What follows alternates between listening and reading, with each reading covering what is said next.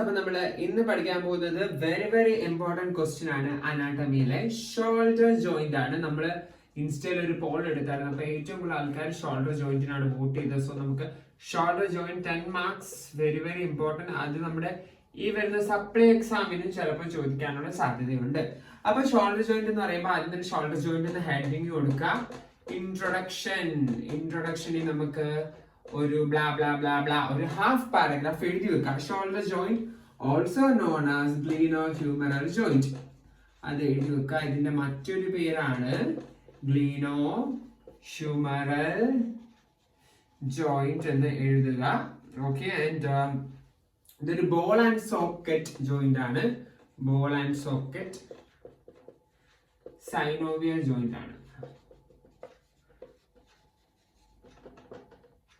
അതേപോലെ തന്നെ that's arrange or allows wide range of motion, making it one of the most mobile joint of the human body. Okay, and it is formed by articulation of, അടുത്തത് നമുക്ക് articulation of എഴുതുക. ഇതിന്റെ തന്നെ continuation, articulation of humeral head and the glenoid cavity.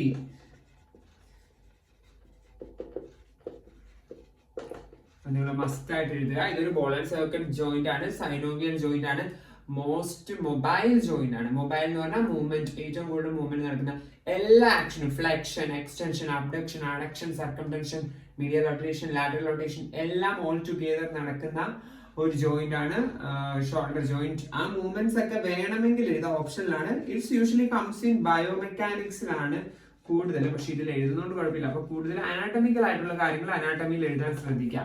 Then diagram is very much important. വിശ്രാം സിംഗിലത്തെ text ആണെങ്കിലും അല്ലെങ്കിൽ നിങ്ങളുടെ ദി അതർ വൺ ഏതാണ് നമ്മുടെ BD ചൗരാസി ആണെങ്കിലും ഒരു വട്ടത്തിലുള്ള ഒരു ഡയഗ്രാം ഉണ്ട്, കുറെ അത് ഫുൾ വരയ്ക്കുക, മാർക്ക് ചെയ്യുക. ഡയഗ്രാം വരച്ചാൽ മാത്രം പോരാ, മാർക്ക് ചെയ്താലേ മാർക്ക് എടുത്തോളൂ.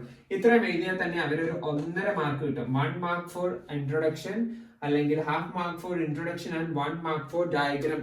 അത് എന്തായാലും അവര് നിങ്ങൾക്ക് തരുന്നതായിരിക്കും അത്രയും മാർക്ക്. ഓക്കെ, അപ്പം ഇത്രയും ഓക്കെ അല്ലേ? എല്ലാവരും എഴുതിയില്ലേ ഇൻട്രൊഡക്ഷൻ? അപ്പം 10 മാർക്ക് ക്വസ്റ്റ്യൻ ആണ്. മാക്സിമം സ്കോർ ചെയ്യാൻ പറ്റും. 8-9 മാർക്ക് വരെ അവർ തരും 10 മാർക്കിന്റെ ക്വസ്റ്റ്യന്. സോ എല്ലാവരും ഒരു 8 എങ്കിലും സ്കോർ ചെയ്യാൻ ശ്രമിക്കുക. അങ്ങനെയാണെങ്കിൽ നമുക്ക് 10 മാർക്സിലത്തെ 2 ക്വസ്റ്റ്യൻ എഴുതി കഴിയുമ്പോൾ തന്നെ നമ്മൾ ജയിക്കോ ഇല്ലയോ എന്ന് അറിയാൻ പറ്റും. അതേപോലെ തന്നെ എക്സാമിന്റെ നമ്മുടെ ഫസ്റ്റ് ക്വസ്റ്റ്യൻ വെച്ചിട്ടായിരിക്കും നമ്മളെ ഇവാലുവേറ്റ് ചെയ്യുന്നത്. നെക്സ്റ്റ് ഹെഡിങ് കൊടുക്കുക, ബോൺസ് ഇൻവോൾവ്ഡ് എന്ന് കൊടുക്കുക. ഏതൊക്കെ ബോൺസ് ആണ് ഷോൾഡർ ജോയിന്റ് ഇൻവോൾവ്ഡ് നമുക്ക് ഇവിടെ തൊടുമ്പോ തന്നെ അറിയില്ലേ? അല്ലെ, നമുക്ക് അറിയില്ല. അപ്പൊ ഹ്യൂമറസ് അറിയാലോ, ഹ്യൂമറസിന്റെ അപ്പർ എൻഡ്, പിന്നെ ക്ലാവിക്കിൾ ആൻഡ് സ്കാപ്പുല. ഈ 3 കൂടുന്നതാണ് ഗ്ലീനോഹ്യൂമറൽ ജോയിന്റ് അല്ലേ? അറിയാലോ. This is shoulder. ഇത്ര ഓർത്താ മതി, ഇത്ര എഴുതി വെക്കാം. ഓക്കെ, ഷോൾഡർ GH എന്ന് ഞാൻ ഇടാം. ഗ്ലീനോഹ്യൂമറൽ GH ജോയിന്റ് ആണ്. അപ്പൊ നിങ്ങൾ ഓർക്കുക, ഹ്യൂമറസും ക്ലാവിക്കിളും സ്കാപ്പുലയും കൂടെ കൂടുന്നതാണ് shoulder joint. Bones involved. Then coming to the ligaments എന്ന ഹെഡിങ് കൊടുക്കുക. എന്തൊക്കെ ലിഗമെന്റ്സ് ആയിരിക്കും അല്ലെ?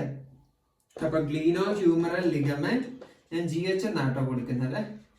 Then coming to coracohumeral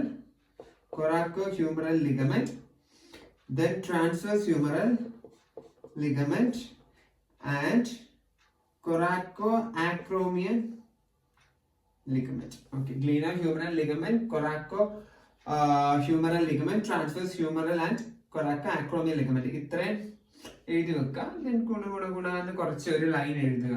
coracohumeral ligament ഇതാണ്, ഗ്ലീനോഹ്യൂമറൽ ലിഗമെന്റ് ഇതാണ്, തൊറാക്കോഹ്യൂമറൽ അങ്ങനെയാണ്, അല്ലെങ്കിൽ കൊറാക്കോഅക്രോമിയൽ ഇങ്ങനെയാണെന്ന് പറഞ്ഞ് ഒരു ലൈനോട് എഴുതി വെക്കുക. അപ്പൊ നിങ്ങളുടെ പേജ് ഫുള്ളി നിറഞ്ഞിരിക്കും. ഇപ്പം ഇതാണ് ആൻസർ ഷീറ്റെങ്കിൽ ഇത്രയും ഭാഗം ഗ്യാപ്പ് ആയിട്ട് കിടക്കുമ്പോൾ അവർക്കൊരു ഭംഗി തോന്നില്ല. അതേപോലെ തന്നെ 5 പേജസ് ആണ് 10 മാർക്കിന് എഴുതേണ്ടത്. അത് ഫുൾ കംപ്ലീറ്റ് ചെയ്യുക. Okay, including diagram very much important.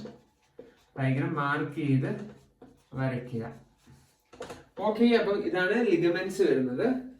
ഞാൻ നിങ്ങൾക്ക് ആ ഒരു പാറ്റേൺ മാത്രമേ പറഞ്ഞു തരുള്ളൂ. അതേപോലെ തന്നെ ഷോർട്ട് ആക്കി നിങ്ങൾ ബാക്കി ഇലാബറേറ്റ് ചെയ്ത് എഴുതിക്കോണം. ഈസി മെത്തേഡ് ആണ് പറഞ്ഞു തരുന്നത്. In exam point of view, university എക്സാമിന്റെ പോയിന്റ് ഓഫ് വ്യൂവിലാണ് നമ്മൾ പറഞ്ഞു തരുന്നത്.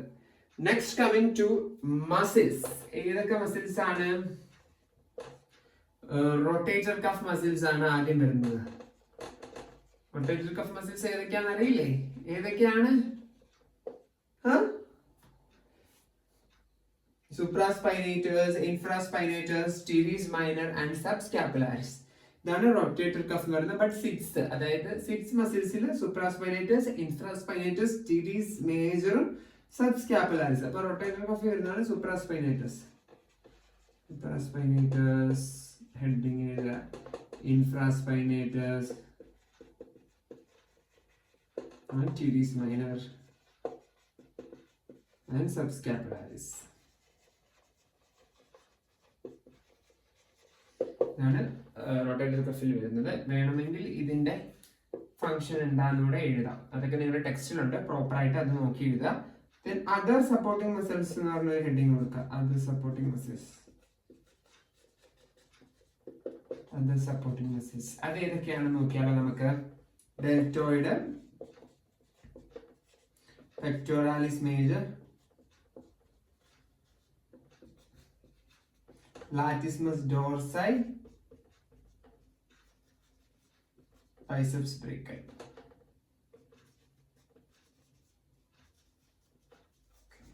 ഇത്ര എഴുതുക. അതർ മസിൽസ് എഴുതിയോ? Then coming to bursas. Okay,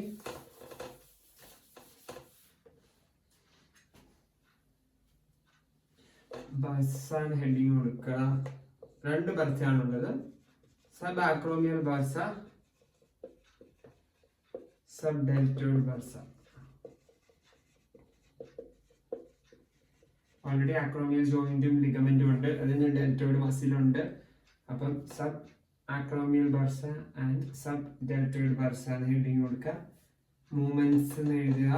flexion, extension, abduction, adduction, medial rotation, lateral rotation, circumduction. അത് മൊത്തം സർക്കംഡക്ഷൻ ഓൾ സർക്കുലർ മൂവ്മെന്റ്സ് അതറിയാലോ. ഫ്ലെക്ഷൻ കോമറ്റ് എഴുതാം, അത് നിങ്ങൾ താഴോട്ട് എഴുതണം. Extension, abduction, adduction, medial rotation, lateral rotation and circumduction. Okay, then coming to stability and clinical importance. Shoulder joint ആണ് ഏറ്റവും സ്റ്റെബിലിറ്റി മൊബിലിറ്റി ഒക്കെ പ്രൊവൈഡ് ചെയ്യുന്നത്. then ഇത് സ്റ്റെബിലിറ്റി മൊബിലിറ്റി കൂടുതലായതുകൊണ്ട് തന്നെ ഇത് ഡിസ്ലൊക്കേഷൻ ഇഞ്ചുറീസിന് എപ്പോഴും സാധ്യതയുണ്ട്. കാരണം ഇപ്പം ഇതാണ് ഹെഡ് ഓഫ് ദ ഹ്യൂമറസ് എങ്കിൽ ഇതായിരിക്കും ഇത്. ഇത്രയും ചെറിയൊരു ഇതിലേക്കാണ് വരുന്നത്. സോ ഇത് അൺസ്റ്റേബിൾ ആണ്. അതുകൊണ്ടാണ് ഇത് എപ്പോഴും ഷോൾഡർ ഡിസ്ലൊക്കേഷൻ എന്ന് നമ്മൾ കേട്ടിട്ടുള്ളത്. അതായത് ഹെഡ് ഓഫ് ദ ഹ്യൂമറസ് വലുതും ഗ്രീനോഡ് ലേബറും ചെറുതും. അപ്പോൾ അതുകൊണ്ടാണ് ഡിസ്ലൊക്കേഷൻസ് വരുന്നത്. അത് നിങ്ങൾ ഓർത്തിരിക്കണം. അപ്പോൾ കോമൺ ഇഞ്ചുറീസ് വരുന്ന ഷോൾഡർ ഡിസ്ലൊക്കേഷൻ, PA ഷോൾഡർ എന്ന് കേട്ടിട്ടില്ലേ, ഫ്രോസൺ ഷോൾഡർ അല്ലെങ്കിൽ ഷോൾഡർ ഇംപിഞ്ച്മെന്റ് സിൻഡ്രോം, അതൊക്കെ എഴുതുക. പിന്നെ നമുക്ക് ഇതിൽ കൂടെ പോകുന്ന നെർവും ആർട്ടറിയും ഏതൊക്കെയാണെന്ന് എഴുതുക. നെർവ്സ് ഹെഡിങ് കൊടുത്തിട്ട് എഴുതുക, ആർട്ടറി ഹെഡിങ് കൊടുത്തിട്ട് എഴുതുക, പിന്നെ ഒരു കൺക്ലൂഷൻ എഴുതുക. ഇത്രയും എഴുതിയാൽ തന്നെ നിങ്ങൾക്കൊരു 7-8 മാർക്സ് എന്തായാലും 10 മാർക്സ് കിട്ടും.